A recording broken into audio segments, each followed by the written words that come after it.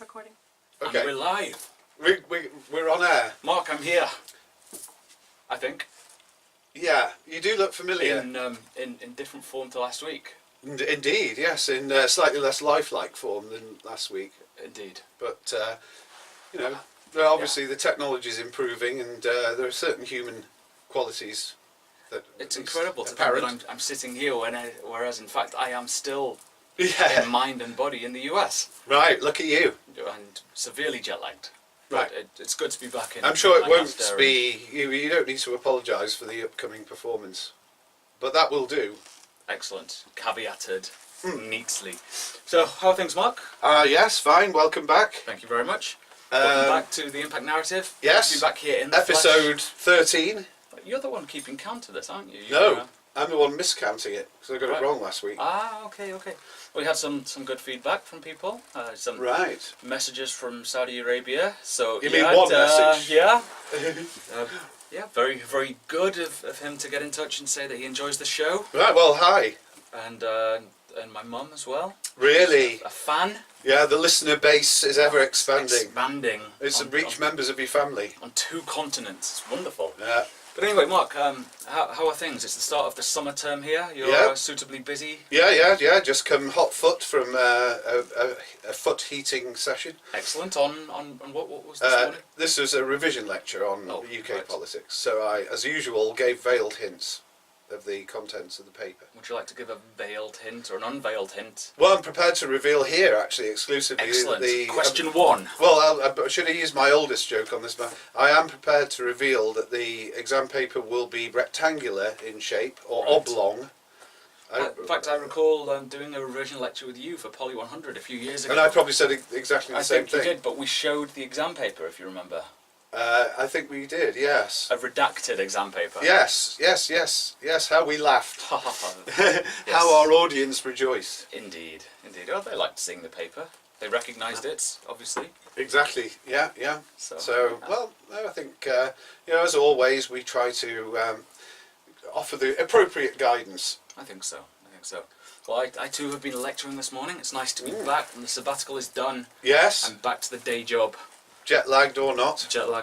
And talking about sovereignty this morning. Wow.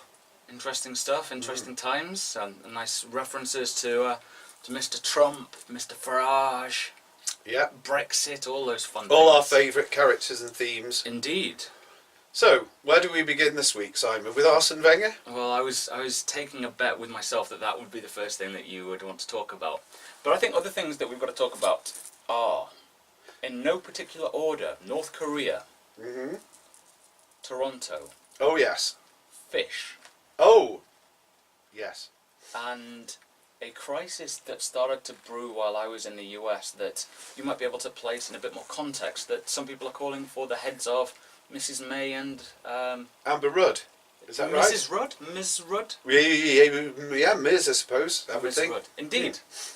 So, I think that's our pool of topics for today, Mark. Where do you want to start? Where do we want to fish in that? Well, the one that seems incredibly out of our comfort zone is fish. So why don't we go with that one? Well, it's certainly out of my comfort zone. This is Brexit related, of course. Right. And there's a lot of debate about how, with Brexit, we'll be able to set greater controls on the number of fish that we can fish.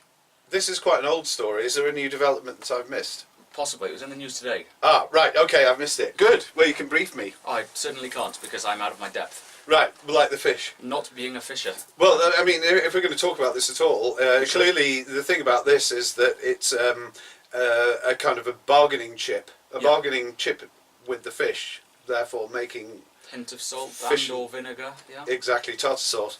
And controversial. No, I quite like that. Yeah. And the problem is that certainly in the transitional stage, it looks like the bargaining chip has been used in a way which is not pleasing to the British fishermen. Has the story moved on since then? I'm not entirely sure. And this is quite, I mean, the trouble is that these are specific constituencies who are particularly exercised about this, and they are constituencies which tend to swing between the Liberal Democrats, in particular in the southwest, and the Conservative Party. So it would not be terribly helpful for the Conservative Party to be giving the impression that this is one asset that Britain's got, which they're prepared to trade away for some other reciprocal concession.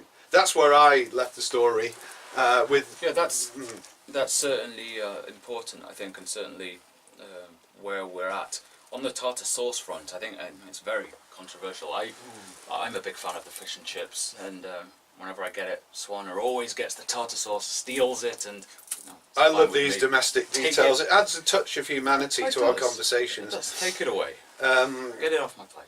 Yeah, very good. Yeah. But the other thing with fishery and debates about it is it always provokes the best type of protest. Which usually involve fish. Indeed, and the Thames. And boats going down the Thames, Yeah. protesting outside Parliament. Yeah.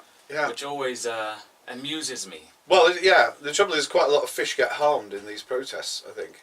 They They tend to get hurled into the river, don't they, with a sort of gesture of defiance. Nobody wants to go in the Thames. No. So, well, I don't know. No, in like recent years, we've had a comeback of wildlife in the Thames, I think. Right. And after Brexit, we'll have control over environmental standards, and they'll be the best in the world. We'll have octopoids, or whatever you call them, gambling around the waves. Killer whales, Very exciting. etc. Does an octopoid gamble? It might if there's an attractive bet on offer. Indeed. Yes. I set it up and you knocked it down. I did. Well done. No, because we'll be world leaders on this, and of course we'll be open to all the world's fish. Whereas we're not at the moment; they all have to be kind of quoted. European. Sure. Yeah. Okay. Well, that's fish dealt with. Not the most. Filleted. No, not the most in depth, but I think we're probably demob happy. You're still jet lagged. I'm very jet lagged.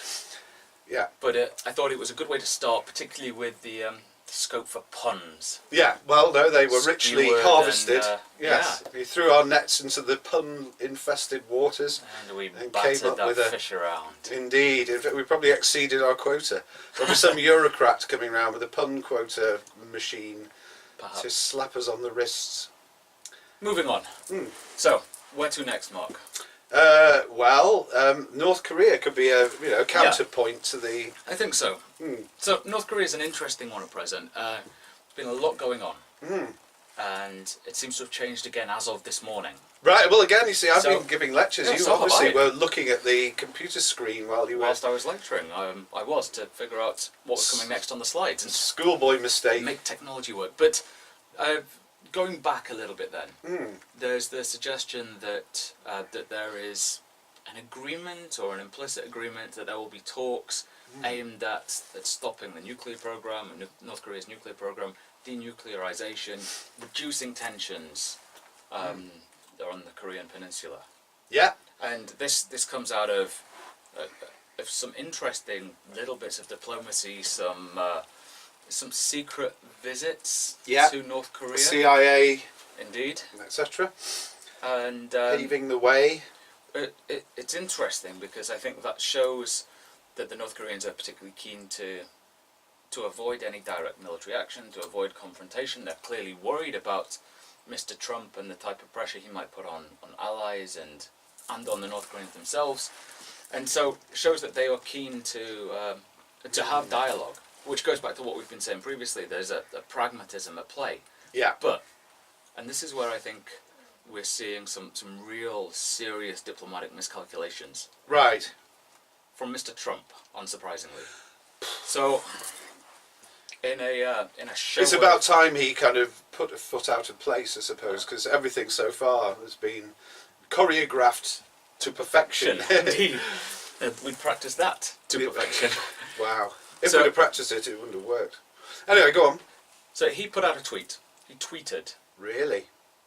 which he's been known to do from time to time, saying that that the North Koreans are ready to come to the table to give up their nuclear program, and it's cost us nothing, Right. and that this is a good thing for world peace and security, which I think shows the real arrogance of Mr. Trump. Because whilst it is a good thing for peace and security, I think nuclear proliferation is a abhorrent thing. It's dangerous. Risks creating all kinds of instability. But to brag about the lack of economic costs or the lack of political costs paid creates an uneven playing field. It goes into a diplomatic fora in a particularly negative way, I think. Okay, is that your spin on this? That's my spin on it. Because I mean, it would seem to me to be slightly more. It's almost like the great diplomat, like Talleyrand or something, compared to the jibes about Little Rocket Man, etc. Well, it's really almost tactful compared to that. So, but and also, but the North Koreans responded today by saying that they would not give up their nuclear program for decades or for a generation. Right. And I think that was, of course, in direct response to what Mr. Trump has said. Okay. Because they have to try and have some kind of parity, right? If they're going into the negotiating stage, they don't want to be seen as the junior partners in this, as the sort of the much lower status power. Of course they are, but in order to have any type of positive outcome in their eyes, they have to have some kind of chips. Yeah, to play. Chips. We're going back to that. Yeah, and to the octopoid, the gambling. Yeah, but has it not been the case that the North Korean people have been told that there's no need for any further tests because they basically have got what they want now anyway? So if they were to admit that they were going to give up their nuclear weapons, it would somewhat contradict. I don't think the North Korean public are ready to be told, we have done lots of tests, we've now got a brilliant nuclear force and we're about to give it away. Possibly. I mean, I've not heard where these comments were made. Ah, well, you see, I don't know. You were in America where they don't really pay much attention to North Korea, I suppose. But yeah, no, it was just a couple. No, I think you were even back. You were probably travelling while they said it, but that's what they announced. Right. Okay. They said there's going to be a halt to our nuclear tests, not the program, because they've all worked so well. Right. So that was clearly for the domestic audience, but then this comment this morning about not giving up the nuclear program for a generation was clearly outward facing to try and bring some parity to the talks. Possibly, yeah. Which is hardly surprising, I think, given Mr. Trump's comments, but it shows that maybe this round of talks and this negotiation isn't going to be as easy as some might have hoped for. Well, but I think the real point here, though, isn't it, is a definite thaw in relations between the North and South in Korea. And so that Mr. Trump is, and it would, I mean, again, without being privy to these things, it must have been an intervention from China that suddenly produced the thaw. That would be my guess. Sure. It wouldn't. Whereas this is something you've advocated for a while now, the role that China can play. Yeah. Well, it would seem to me. I mean, you still can give some credit to Mr. Trump in that the Chinese. I would have thought my recreation of it would be that the Chinese have told the regime in North Korea that this is a man who means what he says, even if he says rather wild things, and that the time for concessions is, pardon me, the time for talking has come. Sure. Yeah. So that and China clearly will be in close touch with the South Korean regime as well. Yeah. So that Trump has kind of potentially had a good effect by having an effect on people who are rather more level-headed than he is. Sure. That would be my take on it. I can see how that would work. I think the other thing to remember, of course, is that in the Winter Olympics there was a joint Korean team. Yeah. Well, this is the trouble, that this kind of thing could get horribly out of control, this kind of amity between these two countries, because quite clearly what the regime, but neither regime will want, is some kind of overnight change, a la the fall of the Iron Curtain, and so they've got to get there. But really, at this stage, the best thing is for them to make gestures which aren't followed up by anything terribly concrete. Sure. But the gestures create an atmosphere in which the armed standoff becomes a lot more of a relaxed armed standoff, rather than any kind of move towards Korean unity, which would be, I think, would probably be a cause of terrific instability. I think so. I mean, these things take time. It has to deal with a lot of latent and indeed manifest structural issues. Of course. Perceptions. So I think, you're right. Patience. Yeah, tranquility. one step at a time. Exactly. Right. So Good. Korea. done. That's that, done and dusted. But hopefully, I mean, you know, obviously these new I would imagine though, however, I mean, they've both these people have got a lot to forget, haven't they? They're kind of the trade of insults, and it's pretty clear that after all that exchange of insults, they've kind of decided that that they must now advance to treat each other as grown-ups. Sure. Yeah. So, and this particular gaffe, if it is a gaffe, is a kind of a grown-up gaffe. It's like him boasting a little bit too much, but it's not him saying blatantly, "Little Rocket Man has had to, you know, put his toys away." Or my button's bigger than your button. Exactly. Right. Moving on. Mark, I wonder if we should touch on events in Toronto. Well, if you want, I mean, obviously, I want to, yes, I this want is to do this in a very particular way. Right. Because I don't really want to talk about events in Toronto. I think it's far too early. It looks as if a van has been driven into a group of I think that's pedestrians. pretty, but by somebody with perhaps not a political agenda, perhaps. Well, I think, I'm not sure if that's been confirmed as we're recording, but the point that I want to get at in this little discussion is news coverage and immediate news coverage of events like this. Mm-hmm. Because I think we've both been asked to talk about these issues, these events, sometimes in real time, if you will, offering live reaction as news broadcasters try and cover events in the aftermath of a violent attack. And I think it's a really difficult one to do, but it's something that I just wanted to put on the table and get your thoughts on. What, how one responds to a thing like this? Well, I mean, what they need is an expert to tell people that it's too early to speculate. And the trouble is with this, I'm very pleased I wasn't involved. This is much more your territory than mine.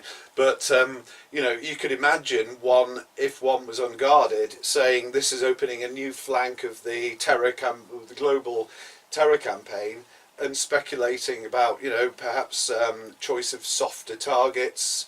You know, obviously you would say that Canada might be a target, but not one that normally is, you know, at the top of the list of likely candidates. And then one would look rather silly when it transpires. Well, certainly it's been announced that it wasn't a national security issue. Right. Yeah. And well, that raises all kinds of issues there, Mark, and I just want to tease a couple of them out. I mean, one is this jump into conclusions. Another is the potential sort of implications of making such claims, increasing fears, increasing instability, increasing perceptions. And I realise that we're working and living in an age where there is going to be this constant rolling news coverage, and whether we like it or not, it's going to happen. I've been asked to talk about these things in the past, and I occasionally do it because I think it's important that someone comes on and urges patience and caution and tries to sort of calm things down a little bit. Yeah. Because all too often I've heard people jumping to conclusions and trying to say things that escalate things and create more fear and more instability. But of course that comes at a price. I mean, I've had all manner of abuse and death threats and disgusting claims, and all kinds of things directed at me and my family, and it's disgusting. But I think that comes out of that moment, that initial moment of panic and uncertainty. Yeah. And I think it's important to think about how these things should be covered. Yeah. Well, yeah, I mean, you know, what one would hope is that media outfits merely reported what was known until such a point that there's enough known to engage in some deeper analysis. That's the point. But know that is not the case. Yeah, exactly. And well, I mean, if we want this to be a advice column, my advice would be, I mean, yeah, I have kind of let it be known to the press office here that I don't really want to talk about Brexit, because so much of it is speculation. Yeah. Now, if I don't want to do that, it seems appropriate to say I will talk about things with once some implications are clear, but not before, and let other people do that. Well, I've agreed to do this on a number of occasions, to talk about the aftermath of an attack, in part because I want to urge calm and caution, and I want to try and dispel some of the myths that are immediately surrounding it. And one time I was on air and they asked me to stay on air as they went to breaking news footage, and they asked me for my immediate reaction to this breaking news footage. Yeah. Now, that's not the job of an academic. Well, this isn't, but then, we better not air our scepticism about the way media works. But the media does tend to suggest, in its behaviour towards people like us, that we're only academics because we couldn't get a job in the media, and that when we agree to appear, then we are like honorary journalists for the time being. I'm not sure I agree with you entirely on that, but I can certainly see the... You're as bad as Sophie. She kept disagreeing with me. I can certainly see where you're getting at. Yeah, well, you were less cynical about the media than I am, perhaps. But I don't know. I think it has its. That's always been my feeling, that you're welcomed aboard insofar as, for the time being, you stop being. I mean, you can't go into the complexities of things. You've got to simplify absolutely everything. Well, the job of an academic, it seems to me, is to show things as they are in all their complexity.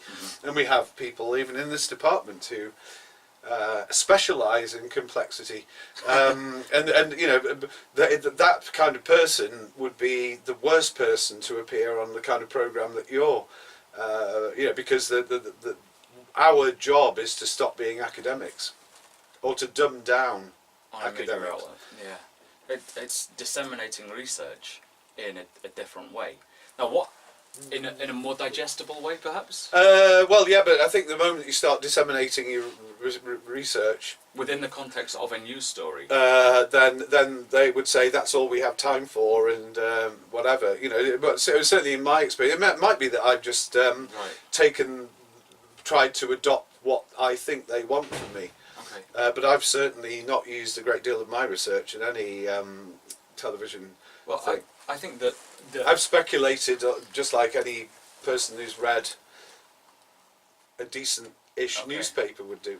But you're in a position where all of your research underpins that. Yeah. And underpins your speculation. So it's not necessarily referring directly to a piece of work. No. But it's your entire body of work, your history, your debates, your experience that shapes your analysis. Yeah. Now, I've done this, and my body of work and experience is far less than yours, but I've done it, and I've used that to shape my analysis, and have been shot down for not serving in the military or for doing X or Y.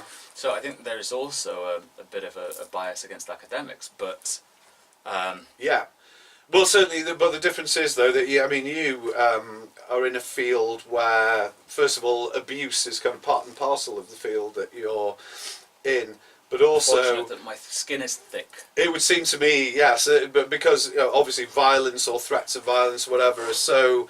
I mean, obviously there are undercurrents of this in the Brexit debate, sadly enough, but that it's kind of up front in your subject, and therefore armchair observers are going to be regarded with a certain amount of, that they're up for a hiding, really, whatever they say.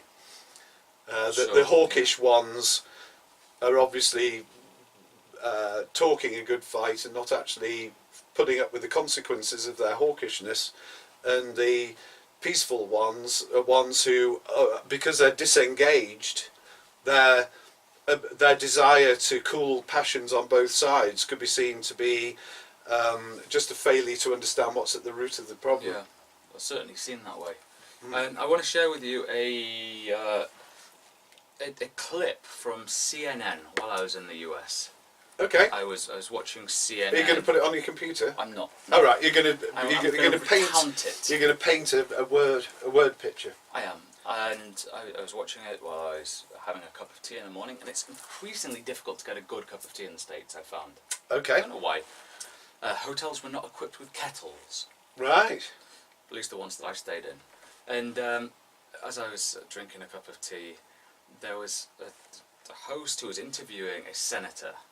We were talking about the Salisbury incident. All right. And the host, the anchor, asked the senator, why didn't the UK engage in a military strike against Russia? Right. And what did the senator say? Well, They're too scared. I think it's too early to say. Yeah. And it just... Well, this was CNN. This was CNN. Other media outlets which wasn't- more immediately spring to mind. No, it wasn't. Wow. Which, it surprised me. Yeah, well, I mean, I mean, you can expect it from other outlets. whoever that anchor was, the first reason that they didn't, apart from all the obvious ones, but the question should be directed to the President of the United States. It should be, why didn't Mr. Trump encourage Britain to, because obviously if Britain had shown any desire to engage in that kind of thing with Russia, the first thing that would have happened would be Donald Trump saying, don't you dare. Exactly. So thank goodness we don't have the American media. Indeed, yeah, certainly. Mark, I fear that we're running out of time. Oh no, and, what about the Arsene Wenger slot? Well, we can do that now. Yeah. Briefly. And you're sad because of the departure of a well-respected world statesman. Yeah, 22 years in the job. Yeah. Carried himself incredibly well, taken the brunt of a great deal of anger and vitriol. From you in particular. Bile from a fan base that became increasingly divided. But he became the shield to protect the club from a great deal of criticism, to protect the board in many cases. Right. And so I think it's the end of an era. Well, that is absolutely true. But it's interesting how perspectives change. You know, that when he was clinging on for dear life and producing the same old, and people were deserting the Emirates, voting with their feet or whatever, then you seem to regard him as a bit of a nuisance. But now he's a kind of colossus. I think he always had these moments towards the end of his career, anyway, where it seemed he struggled to adapt, struggled to get his tactics right or whatever it may be. Which is quite an important part of being a football manager, really, when you think about it. But when you place that into the bigger context, what he did in the first half of his career, winning all the trophies, then moving the club from Highbury to the Emirates, developing the Emirates. Later stage, losing lots of trophies. That's just another part of his career. He's won a few recently, but Tin pots, there's a much bigger narrative at play, and I for one hope that he writes the book that he's been promising. Right, yeah. Well, I think would be a must-read. And yeah, a page turner. Well, you know, he's the likelihood is that he will stay in management. I think so. You can admire him from afar, and you know, when you get Rafa Benitez as your manager, I'd be relatively happy at that. Well, I won't. As I said yesterday, my cousin texted me immediately after it happened, saying hands off Rafa. Yeah, exactly. He's led us to mid-table mediocrity, which is what we've always wanted. Oh, congratulations. Good. And on anything else? Books. Oh yes, book of the week. I have a fascinating book here by Bruce Rydell. So this is a Brookings Institute book. Do I need to?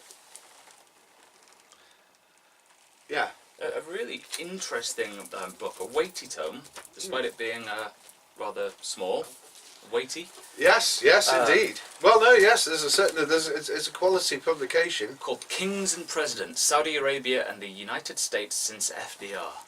And what Bruce Rydell's done in the book is essentially offers a genealogy of Saudi-US relations since the meeting on the USS Quincy on Valentine's Day back in 1944, I think it was. Let me just double check.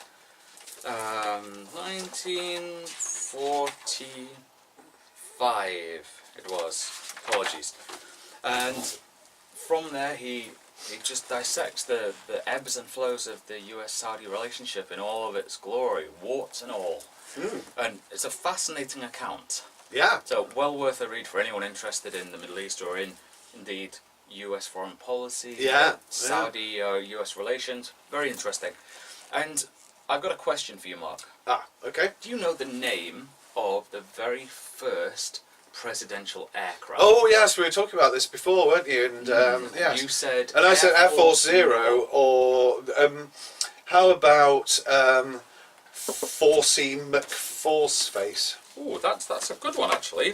Force face. Let me just double check. No, it's not. Sorry. Oh well, I just went for the obvious. Of course. Well, what it's actually called, and I think this is a wonderful name, the Sacred Cow. Wow, that's good. That's a great name For a plane. for a plane. Well, yeah, I can see where, you know, the similarities, the aerodynamic qualities of the cow jumping over the moon type thing. Exactly. And I think we should start a petition to rename Air Force One Well, Air Force One is a ridiculous the name, isn't it? Sacred Cow. Yeah. Yeah. Which would Because be wonderful. Air Force One rather implies it's part of the Air Force. Which I guess it is, but it's not seen much action, I don't suppose. So, Apart from in that Harrison Ford movie where he's right, yeah. That which was... I think is called Air Force One, actually. Right, yeah, indeed. That's Funnily amazing. enough. It should have been called Sacred Cow. Or Cowie McCowface. Wonderful. But well worth the read anyway. Yeah, pick it up in any Yeah. Any good Amazon. bookshop or Yeah. Amazon or Abe Books, if you will. Oh, other outlets are available. Are available, of course. But Rydell's really quite plugged into these networks and very, very effusive in his praise for Alston Franklin Beggar. Roosevelt. Oh, all right. Oh, well, it's good that he's got So, yeah, a pat on the back after all these years. indeed. Yeah. A very interesting read. Excellent. So, Mark, anything else that we need to talk about? Well, are you now into the killing time bit? No, this is... Because we could have talked about Brexit. There's obviously the Commons are going to vote to reverse Right, yeah. the Lords thing. No, blah, blah, blah, blah, blah, blah, blah. Right. Yeah, no change. Nothing interesting to see there. And obviously the Syria vote that we talked about, did we? We talked about last week. little and, bit. Tomorrow we are taking part in a roundtable that will be filmed and available on this channel. On this very channel. This very channel. Yeah, Subscribe. but again, you know, the Syria vote full of sound and fury and then forgotten virtually immediately. And of course, we have a new fifth in line to the throne.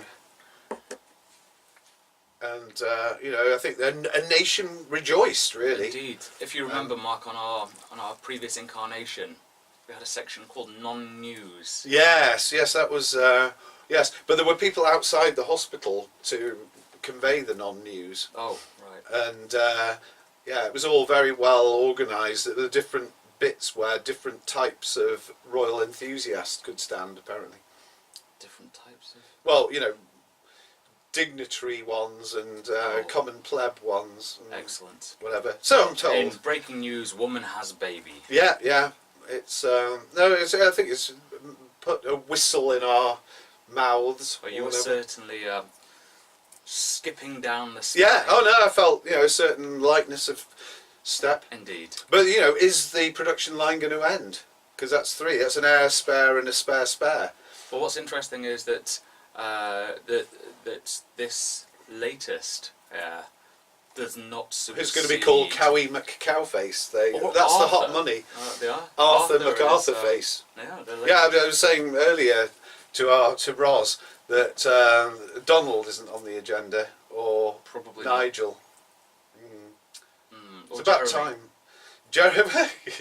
Well, Jeremy has got a certain... Yeah, but no. Anyway, Mark, we are very much out of time. We are. So, as per usual, you can like us, follow us, share us, do all of those things. But watch out for a roundtable discussion featuring colleagues, Professor James A. Sweeney, tomorrow. No less. Yeah. Indeed. It's a nice, interesting, interdisciplinary roundtable looking at Syria, British perspective, British political dynamics, geopolitics, and international law. So, that's all from us this time. Yes. Good. Until next time. Indeed. Good evening.